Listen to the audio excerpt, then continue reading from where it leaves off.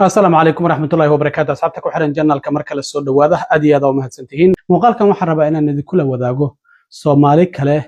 أو مسوق ماسوق يحدثان رعج ملايين دولار لجو هايستو أو شلي قبل كمينيسوتا دعوة لجو سوقي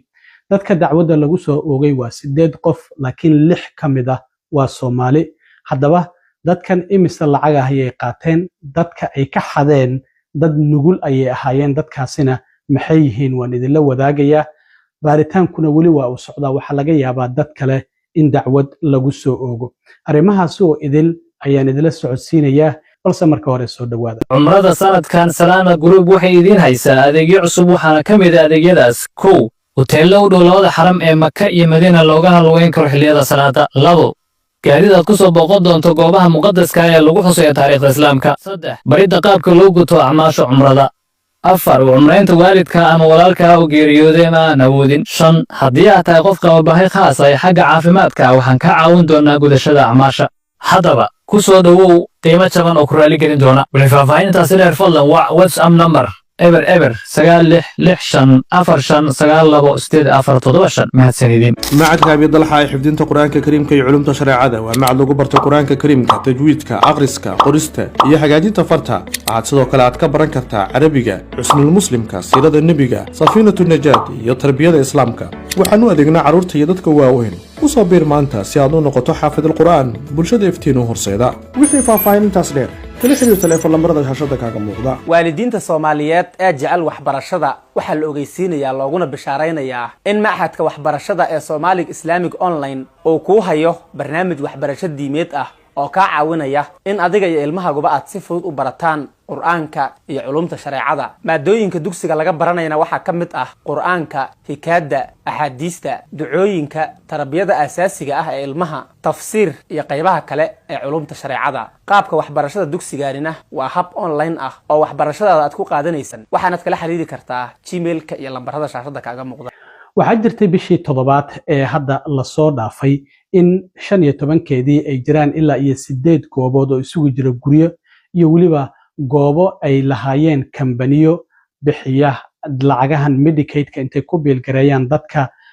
alcoholka intay la dageen qamriga iyo waliba daroogada marka laga soo dhaqo in guryo loo raadiyo loogu talagalay iyo waliba dadka baahiyaha gaarka qabo in guryo in loo raadiyo ahayd dadkaasi ama shirkadahaasi aysan guryo u raadin lacagahana ay u dirsan jireen Medicaid dawladda federaalka isla markaana lacagahaasi la siin jiray haddaba baaritaankii bishii 7 lagu sameeyay guryahaasi iyo waliba goobihii ay iska lahaayeen shirkadahaasi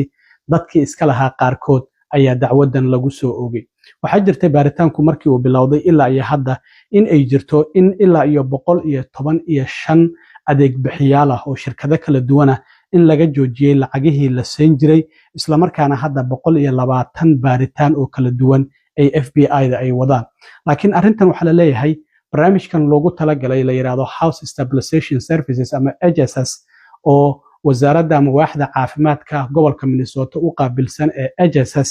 ayna loo marinayay Medicaid-ka in lacagahan ay arkeen mar hore musuqmaasuqan inuu socdo waxa la leeyahay 302 milyan lacag ah ayaa ilaa hadda la xaday oo maqan marka waxa muuqata in 12 milyan loogu talagalay barnaamijkan inay ku baxdo meelaha qaar wasaaradda waaxda caafimaadka ee gobolka Minnesota u qaabilsan musuqmaasuqan ay aragtay 2023 laakiin ay sii waday lacagahaas inay bixiso ilaa iyo FBI-du ay bilaabeen bishii July in ay baaritaan sameeyaan haddaba 8 qof ee dacwadda lagu soo oogay 6 kamida waa Soomaali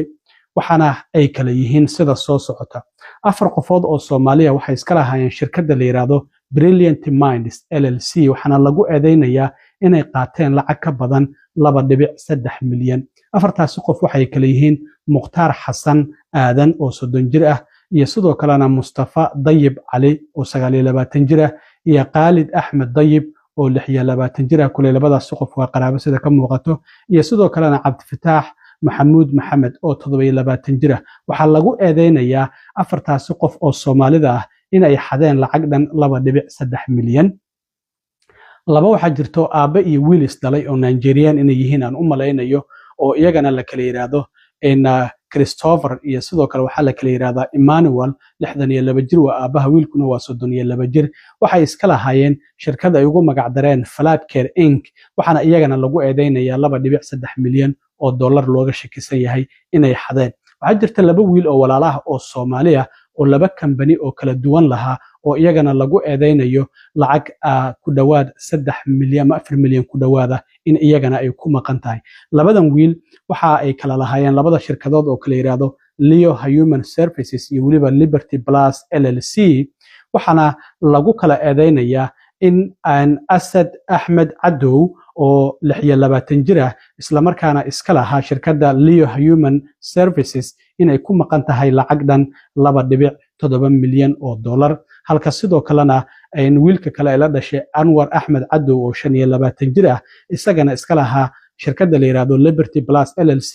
1.2 milyan ay ku maqan tahay Asad waxaa la leeyahay lacagahaasi Kenya ayuu ku maalgashto guryo uga dhistay gaarigan Mercedes Benz-gana waa uu ku iibsaday lacagahaasi marka 5 kamid ah 8 qof oo la soo eedeeyay shalay maxkamad ayaa la soo taagay isla markaana dambi ma lahin ay yiraahdeen waxaana la yiri dadka kale ee kiiskan baaritaanku uu ku socdo amaba hadda dacwadda lagu soo ogay wax xiriir ah lama sameyn kartaan waxa markaa jirta in 8daasi qof dacwadaasi kala duwan lagu soo ogay barnaamijkan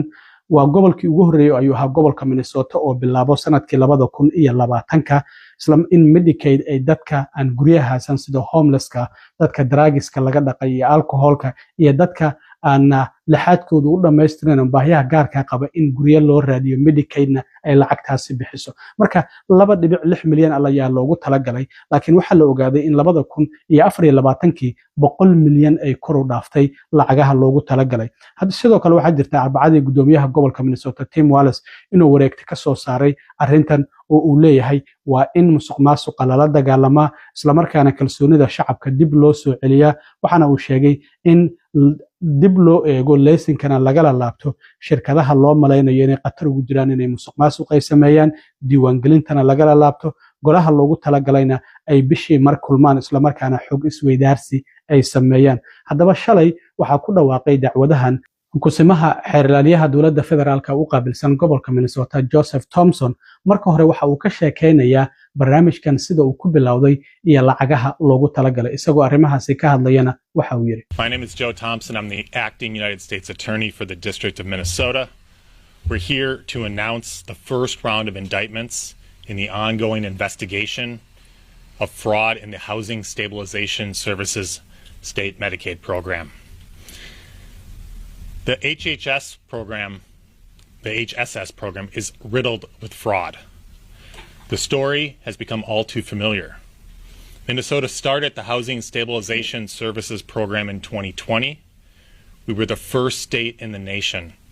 to make this Medicaid benefit available. At the time, the program was estimated to cost approximately $2.6 million a year, but it quickly exploded.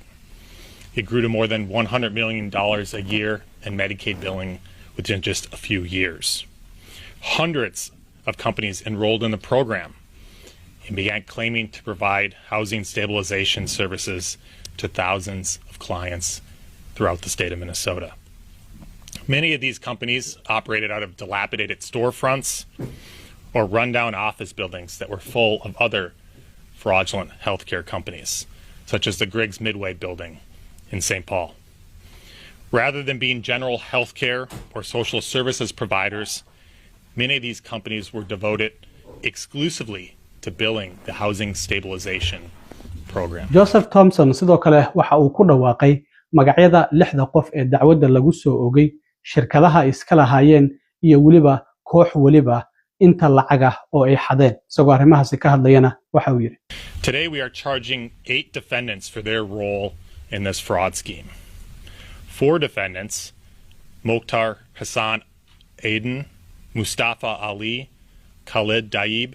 and Abdi Fattah Mohammed, are charged for their role in carrying out a fraud in a company called Brilliant Minds Services, LLC, which is a housing stabilization services company run out of the Griggs Midway building in St. Paul. Brilliant Minds and its owners received more than $2 million in Medicaid billings based on their fraudulent claims to be providing housing stabilization services. Defendants Christopher and Emmanuel Falade are being charged for their role in operating another fraudulent housing stabilization company called Falade Care. Together, they received more than $2 million in Medicaid billing, purportedly for providing housing stabilization services. 2 additional defendants are being charged by information today. Assad Ahmed Adaw, the owner of Leo Human Services, is being charged for his role in the scheme. His company received more than $2.7 million in housing stabilization services payments. His brother, Anwar Ahmed Adaw, the owner of Liberty Plus LLC,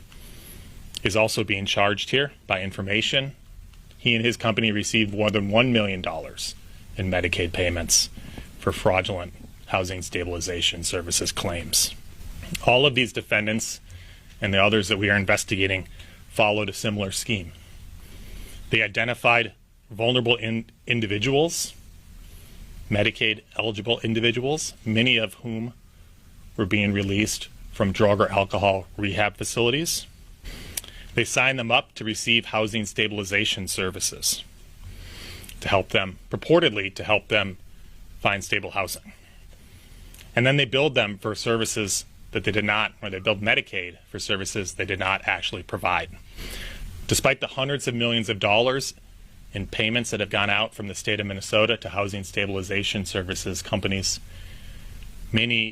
most of these individuals did not receive the stable housing they so desperately needed.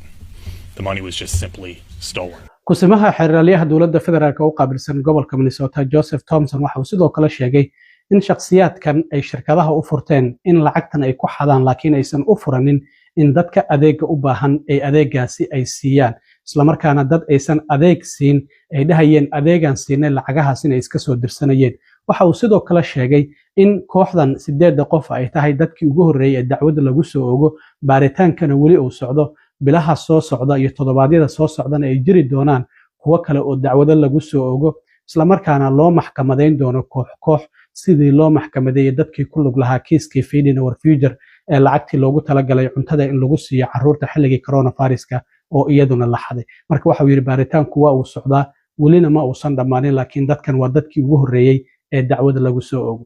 Now this is just the first round of indictments in this case. Unlike in similar cases such as Feeding Our Future, we're going to charge this case in waves as we develop the evidence for individual defendants and companies. The plan is to charge groups of defendants and companies as their cases are ready for indictment.